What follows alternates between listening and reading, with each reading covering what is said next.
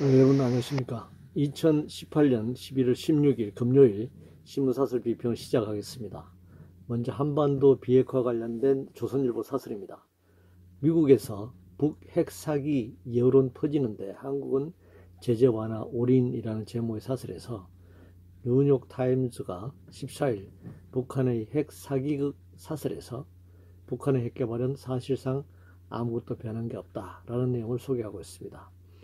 중앙일보는 여전한 북핵 위협에 더 튼튼히 다져야 할 한미동맹이라는 제목의 사설에서 13곳의 미신고 미사일 발사 기지를 운영하고 있다.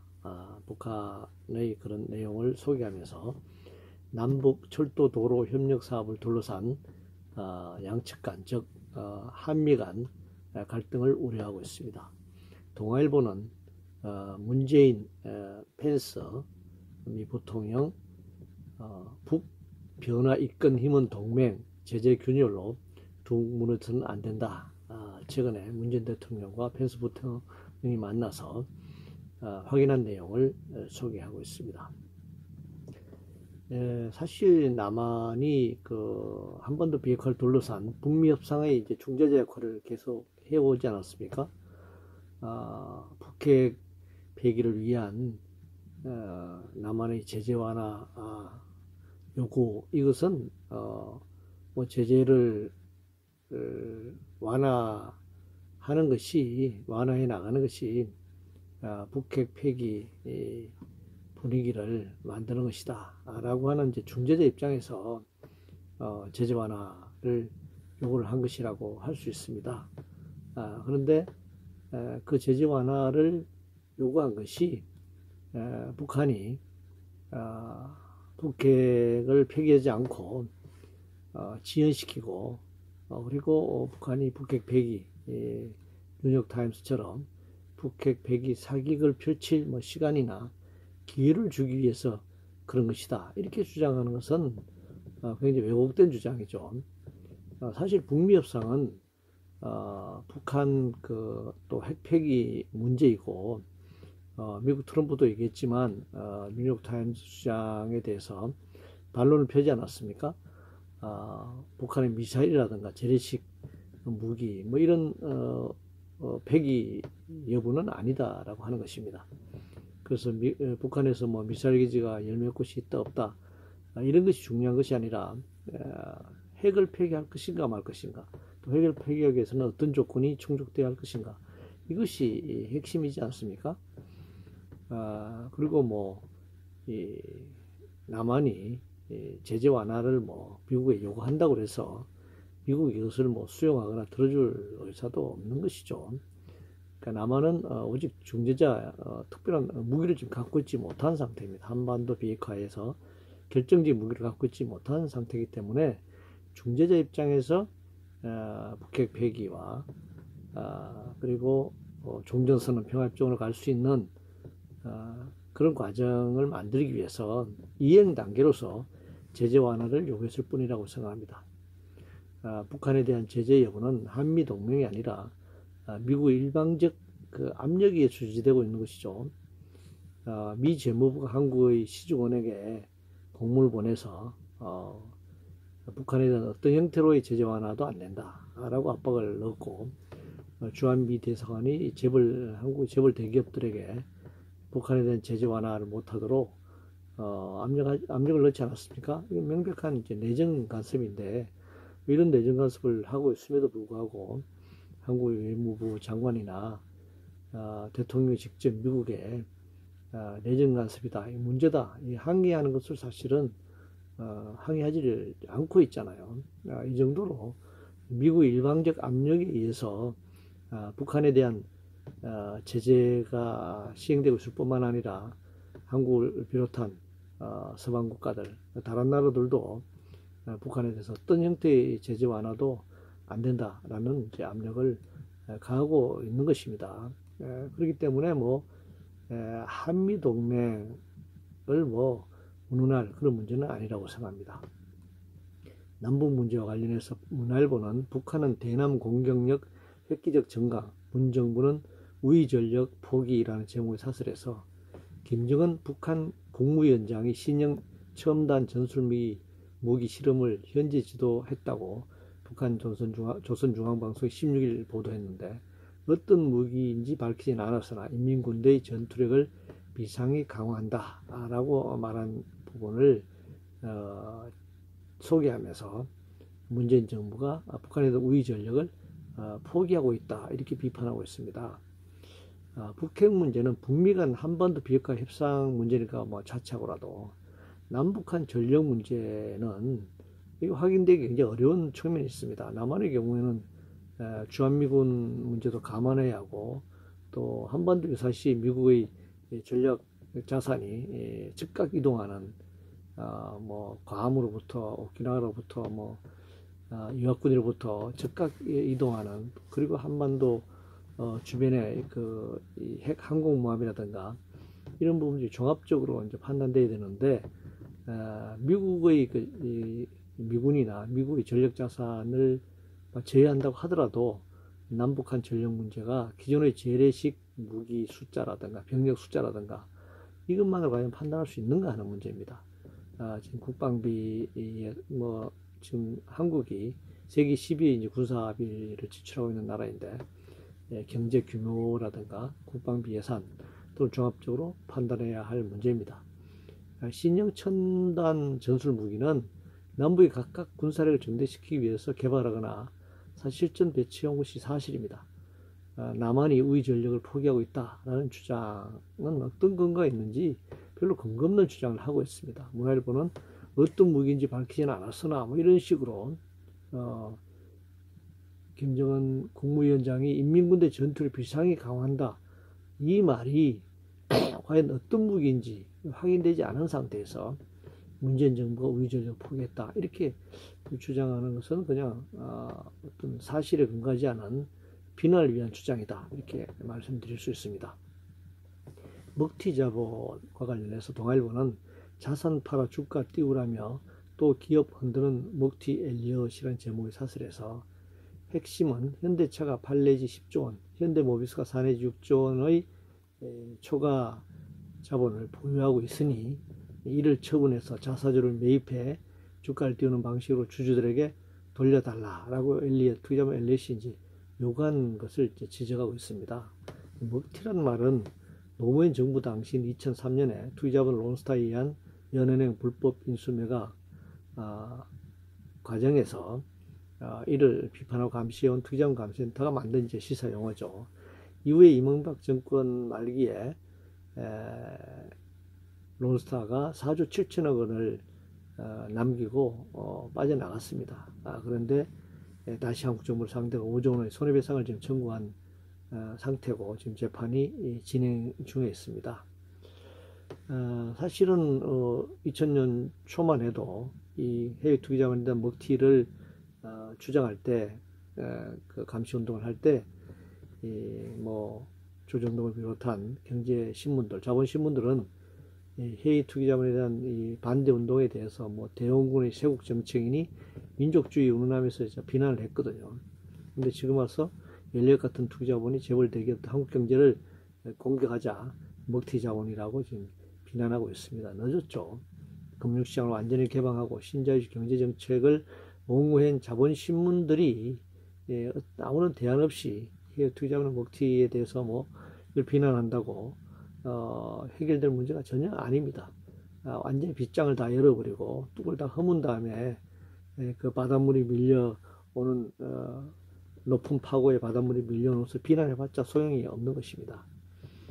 노민 지원법과 관련해서 동아일보는 기업의 정권 바뀌어도 재판 안 세우겠다며 기금 내라는 국회라는 제목의 사설에서 한미 한중 자유무역협정 FTA로 피해를 보는 농민을 위해 상대적으로 혜택을 보는 기업 등이 연 1,000억 원씩 10년간 1조 원의 농어촌 상생기금을 마련하기로 결정한 바가 있습니다.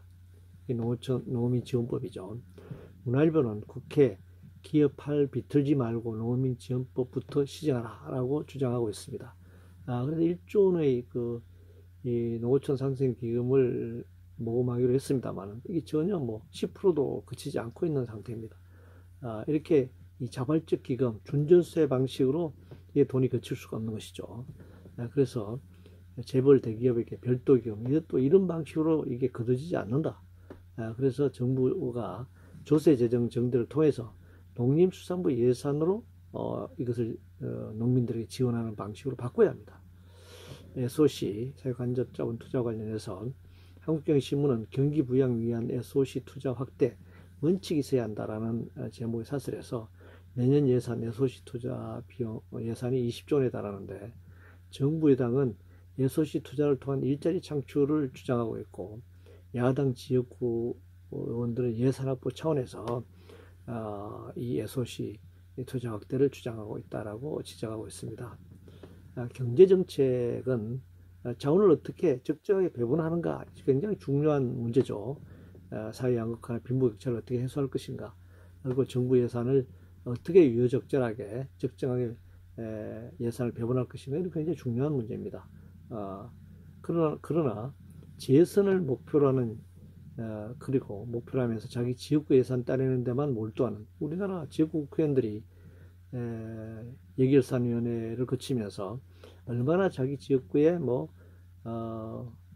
이 도로를 놓는다, 무슨 쓸데없는 건물을 짓는다, 이 상징적으로 이런 그 예산을 많이 따내는 것이 만약 의정 활동을 잘한 것처럼 그렇게 선전하고 자기의 국회의원으로서 활동을 평가받으려고 하는 그런데 사실 몰두해 오지 않았습니까? 이런 지역구 국회의원들은 정부 예산을 국가 전체, 국민 전체를 위한 적재적소에 적정하게 예산을 분배할 생각이 전혀 없는 것입니다. 자기 지역구에 얼마나 예산을 따내는가, 이것이 굉장히 중요하고 그것은 바로 자기의 국회의원 활동에 대한 높은 평가를 받아서 다시 4년 후에 국회의원에 재선이 되는 연임을 하는 그것이 목표가 될 뿐이죠. 그렇기 때문에 국회는 항상 불균등 예산으로 배분되고 쪽지 예산이 난무하는 것이죠. 그래서 이 문제를 해결하기 위해서는 지역구 국회의원제를 폐지하고 전원 비례대표제로 바꿔야 합니다.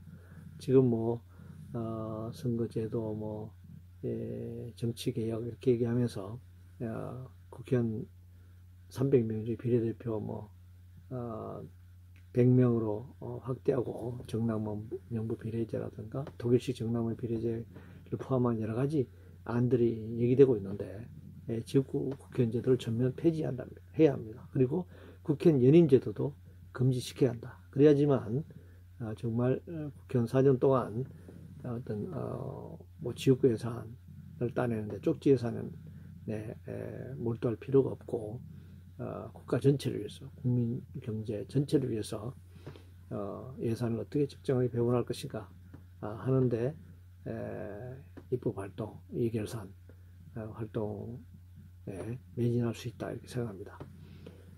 한국경제신문은 무엇이 청년 세대의 좌절과 박탈감을 안기고 있나라는 제목의 사설에서 최저임금의 급격한 인상 여파로 아르바이트 자리 구하기가 힘겹다. 생활물가 인상, 공공기관 고용 세습과 채용비리, 집값 급등, 적게 내고 많이 받는 국민연금 개편, 늘어난 복지 지출도 결국에는 청년들의 부담이다. 정부의 대북 정책에 치중하고 있는 점, 양심적 병력 거부 합법화, 이런 여러 가지 문제들이 청년 세대에게 좌절과 박탈감을 안겨주고 있다라고 생각합니다. 하나하나 그런 것이 논란이 있고 여러 가지 입장 차이도 있고 이외에도 여러 가지 이유들이 종합적으로 청년 세대에게 좌절감과 박탈감을 안기고 있을 것이라고 생각합니다. 결국 이 취업의 문제, 또 취업을 하더라도 지금 비정규직으로 되고 전금 상태에 있기 때문에 안정적인 생활을 할 수 없는 문제, 그리고 더욱이 더 큰 문제는 미래에 대한 어떤 꿈과 희망을 갖기가 어려운 사회, 그래서 헬조선이라는 이제 말도 나오지 않았습니까? 3포 시대, 5포 시대, 7포 시대 이런 말도 나왔습니다.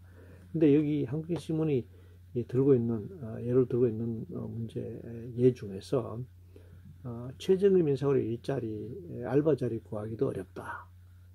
그리고 적게 내고 많이 받는 국민연금 개편이라든가 이런 사례를 든 것은 정말 굉장히 심각한 왜곡이라고 생각합니다. 지금 청년 세대들이 비정규직 불안정 노동자로 취업하고 있으면서 특히 저임금, 생활임금 잊지 못하는 저임금 손상으로 고통받고 있는데 최저임금 인상으로 좌절과 박탈감을 안겨주고 있다라든가 그리고 지금 뭐 경기도의 경우에는 초기에 18세 이상 초기에 소득이 없는 청년들에게 국민연금 보험료를 도 예산으로 대신 납부하겠다 이런 이제 정책도 제한되고 있는데 적게 내고 많이 받는다라고 하는 것은 단순히 국민연기금의 뭐 기금 고갈 문제 이런 문제가 아니라 어떻게 사회보장제도 안정적인 사회보장 제도를 구축할 것인가.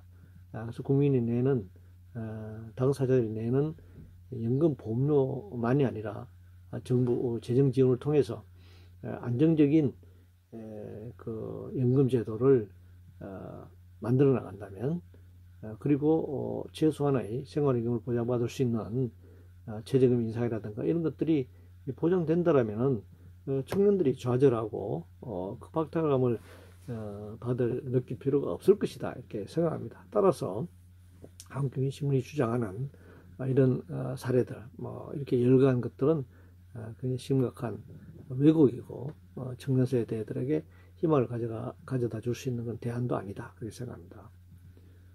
분식회계 관련해서 중앙일보는 분식회계 논란 속 바이오 미래 싹까지 자르면 안 된다라는 제목의 사설에서 삼성바이오 고위 분식 일파만파 황우석 사태 와중에 주도 뺏긴 줄기세포 잘못 되풀이돼서는 안 된다 이렇게 예를 들고 있네요. 한국경제신문은 신산업 의혹 꺾는 회계 리스크 당국이 키우는 것 아닌가 이렇게 지적하고 있고 매일경제신문은 삼성바이오 분식회계 판단 이후 남은 과제에 대해서 얘기하고 있습니다.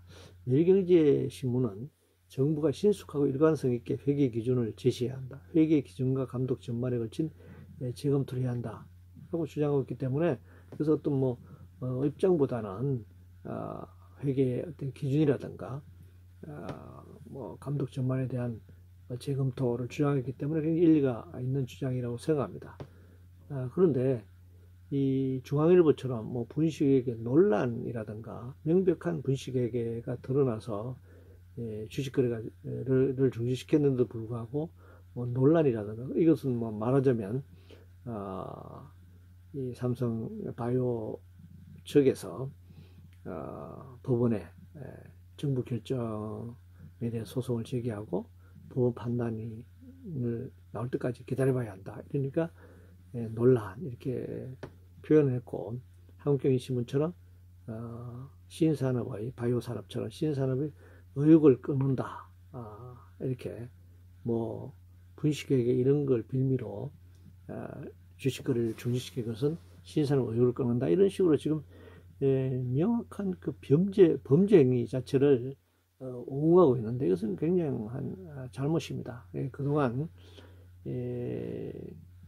이 재벌 대기업들이 부를 축적하는 과정, 재벌 대기업들이 부를 상속 정리하는 과정, 이것이 정말 불법과 탈법으로 점철되지 않았습니까? 여전히 지금 자본시민들은 이 재벌 대기업들의 이 부의 축적, 부의 승계, 이런 부분에 있어서 이런 불법과 탈법이 이루어지더라도 이걸 눈 감고 넘어가야 한다. 이런 논조를 지금 지속하고 있습니다. 원자력 관련해서 조선일보는 미일 정부 원자력은 청정에너지라고 선언하고 공동 연구하는데 라는 제목의 사설에서 1기가와트급 석탄 발전소 하나가 연간 500만 내지 600만 톤의 온실가스를 배출하고 있다. LNG 발전은 석탄의 절반 수준이지만 역시 온실가스를 배출하고 있다. 그런데 원전은 발전 과정에 있어서 배출량이 온실가스 배출량이 제로다 이렇게 주장하고 있네요. 정말 끊임없이 이게 온실가스 문제, 미세먼지와 비교하면서 원전 가동을 계속해야 한다 이런 주장을 하고 있습니다. 원전 마피아들의 이런 주장을 이 조정동과 경제신문들이 계속적으로 대변하고 있습니다. 탈원전의 목적은 미국의 스리마일이라든가 구소련의 체르노빌이라든가 일본의 후쿠시마 등 소위 정말 기술 선진국이었잖아요. 기술 선진국에서 발생한 대규모 원전 사고 사고가 발생하고 방사능이 노출되고 수없이 많은 사람들이 목숨을 잃어야 하고 2, 3세대에 걸쳐서 굉장히 그 방사능으로 인한 기형아 출생이라든가 또 주변의 오염이라든가 그리고 후쿠시마 원전 폭발 사고 이후에 7년이 지났지만 220조 원을 우리나라 1년 정부 예산 절반에 달하잖아요. 220조 원을 쏟아부어서 이것을 해결하려고 하지만 아직 여전히 방사능이 계속 노출되고 있고 수천 명의 비정규직 노동자들이 방사능에 오염되면서 정말 목숨을 잃어가면서 지금 그 사고치를 하고 있는데 전혀 해결되지 않고 있습니다. 그래서 이 원전사고, 대규모 원전사고로 인한 방사능 노출 등 원전의 안전성을 더 이상 보장할 수 없다는 데서 출발한 것이고, 거기다가 원전을 가동한 그 사용의 해결료, 소위 말하면 이 핵쓰레기죠. 이건 뭐 10만 년이 동안이나 지나야 방사능의 반감기를 거쳐서 방사능 노출이 사라질지도 모르는, 사라진다고 하는 그런 정도 10만 년이나 이상을 안전하게 보관해야 하는 것이죠. 그렇기 때문에 이 사고가 발생했을 때 비용 문제, 그리고 10만 년이나 보관해야 되는 이 비용 문제, 천문학적인 문제죠. 이런 그 전기를 생산하는 이 발전 단가를 비교할 때도 이 부분을 싹 빼고 원전이 가장 값싸다 이렇게 주장하는 또 거짓이지만, 원전이 온실가스와 미세먼지 부분이 이런 석탄이나 LNG 발전에 비해서 월등하게 그런 미세먼지나 온실가스 배출이 적다. 그렇기 때문에 원전을 계속 가동해야 한다라고 하는 주장은 전혀 비교 자체가 틀린 것이죠.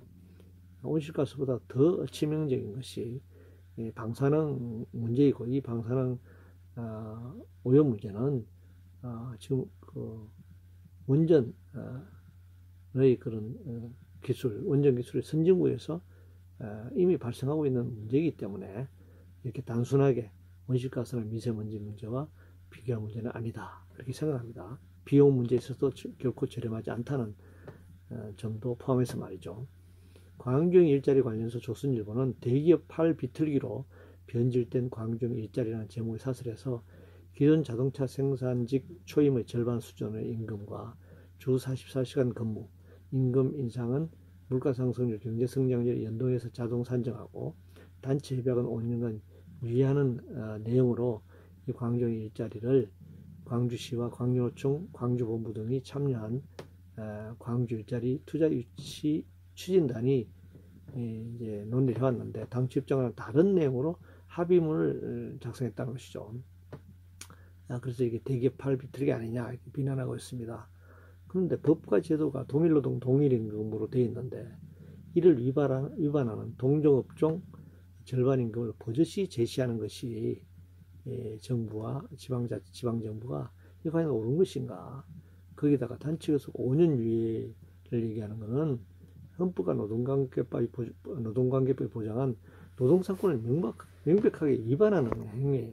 헌법과 노동관계법을 위반하겠다라고 하는 것을 정부가 발표한다는 것은 있을 수 없는, 자본과 합의해서 이걸 합의한다는 게 있을 수 없는 거죠. 또 한편으로는 지금 현대차가 이제 이 광주형 일자리 투자 여부를 결정해야 하는데, 지금 현대차도 굉장히 어려운 상황이잖아요. 대내전 여건으로. 그런데 이게 엄청난 돈을 광주형 일자리를 만들기 위해서 새로운 공장에 투자한다라고 하는 것은 과잉 현재 상황에서 경기가 불안정한 상태에서는 과잉시설 측면이 있고, 그리고 또 현대차 노조가 이런 어떤 정책적 내용에 대해서 반대하면서 만약 광주 일자리 관련해서 이것을 통과시키면 총파업을 불사하겠다라고 이렇게 주장하고 있는데, 한국노총 광주본부만이 참여해서 광주시와 이런 결정을 한다는 것도 역시 맞지 않는 것이죠.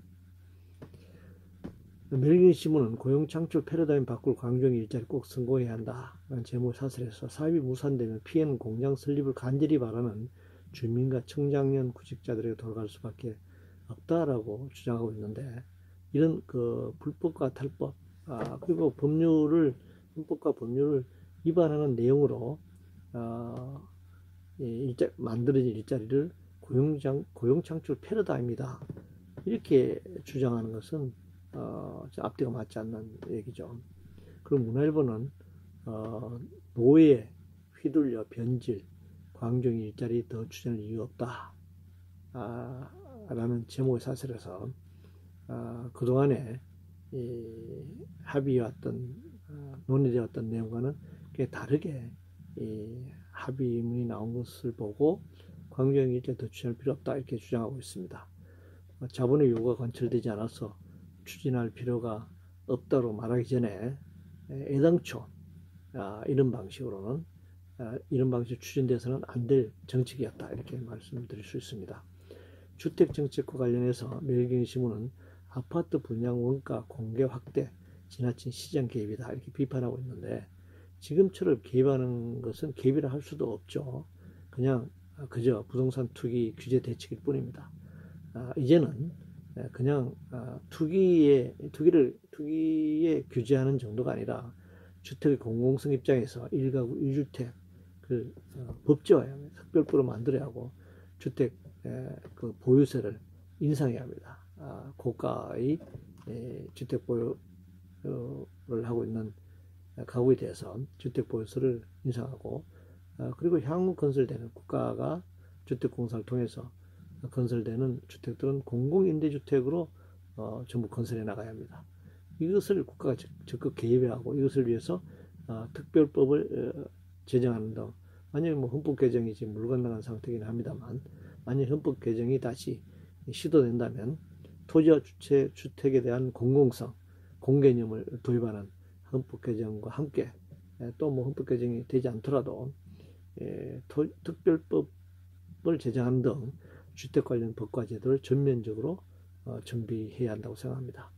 극단주의 관련해서 중앙일보는 백두칭송과 지만은 극단은 위험하다 이렇게 이런 제목의 사설에서 김정은 북한 국무위원장의 방안을 모든 국민이 환영하자는 지지 운동을 하고 있는 단체에 대해서 백두칭송 이런 표현이 들어갔다라고 하면서 비판하고 있네요. 그리고 지만원 씨는 5.18은 광주에 침투한 북한군에 의해 촉발된 일이다 또 이렇게 주장하는, 이것을 이제 양극단이다, 극우 국자다 이렇게 본 것 같습니다, 중앙일보가. 그런데 김정은 국무위원장의 방한 환영은 문재인 대통령이 평양 방문 시 평양 시민들의 환대와 비교해서 판단해야 하는데, 다만 특정한 개인이나 단체가 주장하는 그런 용어나 그런 내용이 헌법이 보장하는 사상과 양심의 자유에 위배되느냐 되지 않느냐, 또는 현실적으로 그 법이 옳든 그러든 실정법 해석에 따라 이것이 저촉되느냐 안 되느냐, 이것을 둘러싸고 다양한 입장이 존재할 수가 있겠죠. 그러나 지만원 씨가 주장하는 것은 사실 여부 관련된 겁니다. 38년에 걸쳐서 1980년 이래 38년에 걸쳐서 현재까지 확인된 바로는 5.18은 전두환 쿠데타 세력이 불법 부당하게 군대를 동원해서 적이 아니라 자국 국민을 학살한 사건이죠. 자신의 쿠데타를 정당화하고 항구적인 군사 독재 정권을 수립하기 위한, 물론 미국의 용인하에 미국의 무기나에 진행된 것입니다만, 이런 자국민 학살 사건이에요. 따라서 지만원 씨의 주장은 양극단의 문제가 아니라 명백한 거짓말입니다. 그래서 이것을 중앙일보가 극단은 위험하다라고 사례를 든 것은 전혀 맞지 않는 그런 사설 내용이다 이렇게 말씀드릴 수 있습니다. 이상으로 2018년 11월 16일 금요일 신문사설 비평을 모두 마치겠습니다.